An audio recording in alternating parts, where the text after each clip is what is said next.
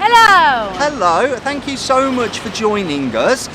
Guest legger Charlie back again. I'm back, did you miss me? You're like a familiar face around here, you will be soon anyway. They're going to wonder what I've done with Nathan. Yeah, I know. I'm really sorry about that. But we're at the Trafalgar Studios tonight in the heart of London, just down from the majestic Trafalgar Square to see Hot Gay Time Machine. So whether you're gay, straight, bi, trans, questioning or other, then please stick around to find out how many stars and whether it's break a leg Or leg it.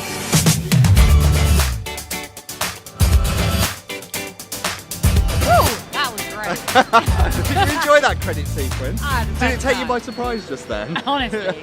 Well, Still shaking. I think it's a good job you're in a good mood because I think this show is going to be high energy, tons of camp. We think that we're extra. I think potentially.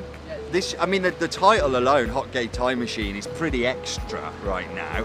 But I think no matter if you're gay, straight, bi, whatever you might be, Everything in between, and and the sides, every and under, man, over. woman, under or over. Can we do that without consent? Oh, I don't know. Oh, I don't know. Let's find out. But I mean, you'll recognise you out there. I'm sure you're massive fans of the musical Six. You've probably seen our review. If not, check it out just up there.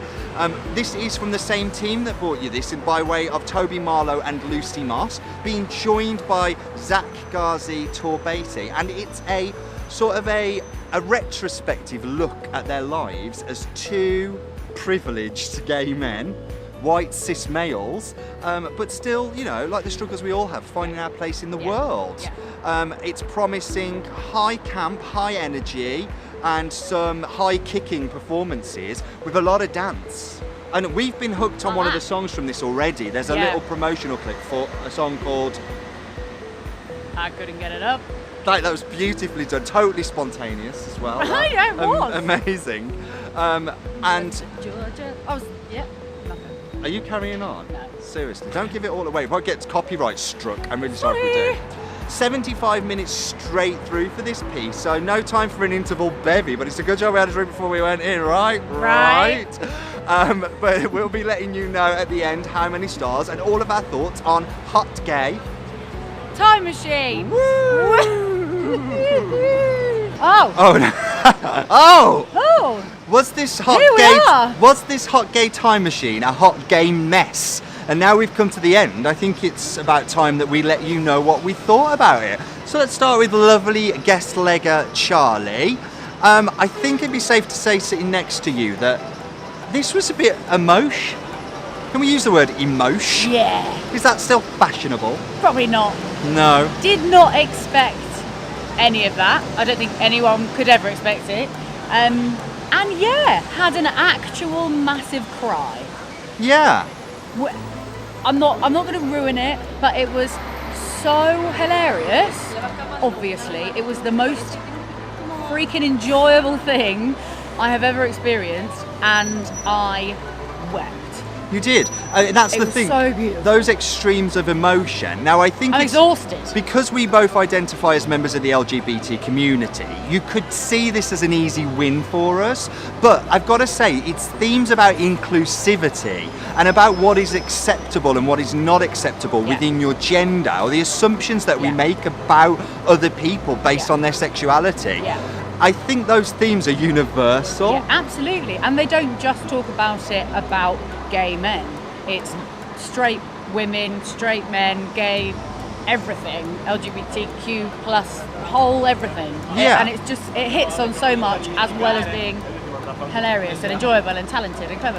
And I think as far as the music goes, you'd find something that you could relate with. Yeah. I mean, the music is brilliant and the songs are lyrically hilarious. Absolutely. I've got to say, it's Toby Marlow at his best once again, you know, coming off the back of Six, which has some massive anthemic numbers, but it also has those sort of lyrically witty, very quick-minded, typical Toby Marlow. I mean, he's in conjunction here with Zak Ghazi-Torbati.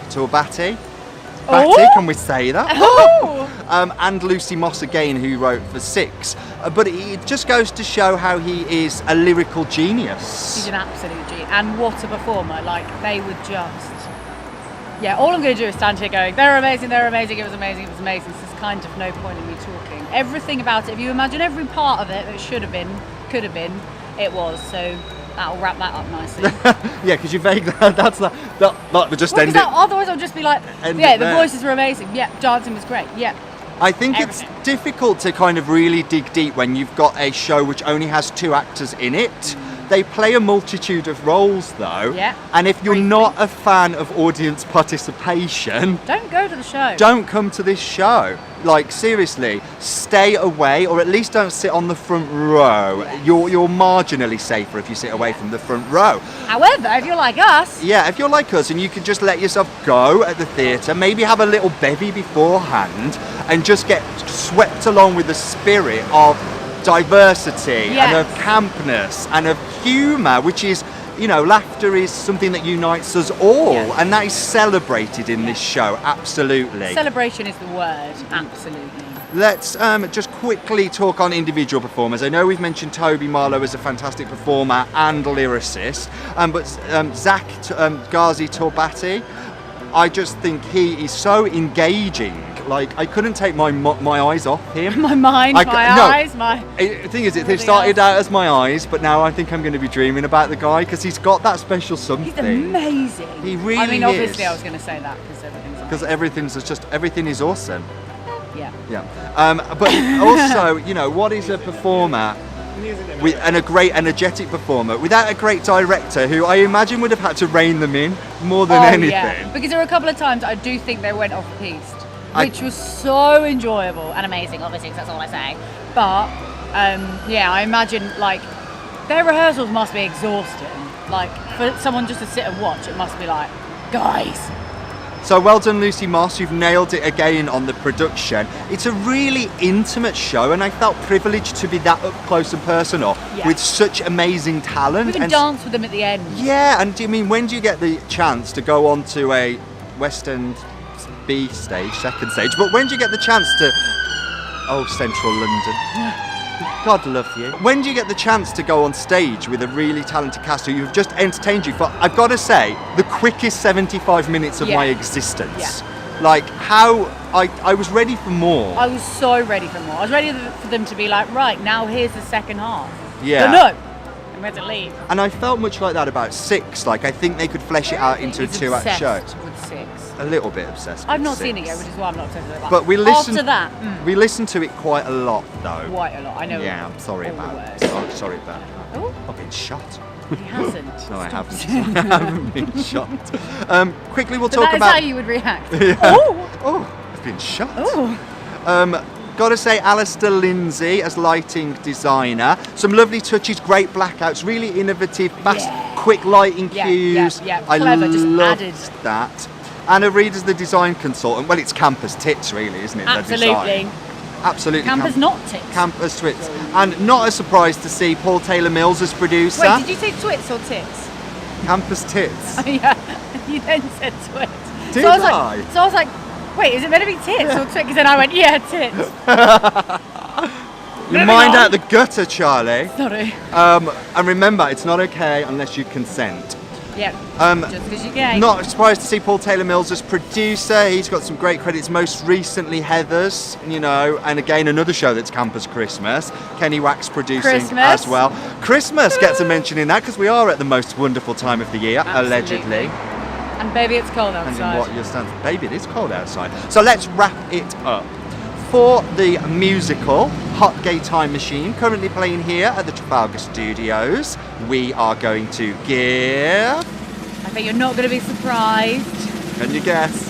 5! Do you know what? It's just a fantastic feel-good night out. I would say it's like a big gay schlong in the face of pure frivolity and fabulousness. Like... At the same time, it's just being so on point politically and just freaking everything. Like, and if I could... self-aware. Self-aware. Which I really love. It doesn't take itself seriously at all, even though it gets a really strong political message across. Yeah. How do they do that? That's genius writing. That's why we're on this side of the camera. That is why we're here. But you know what? That's just what we think. What do you think? We'd love to hear from you, so pop down below, leave us a comment if you've seen this show, even if you've seen Six and you love Toby's work. Talk to us, have a conversation.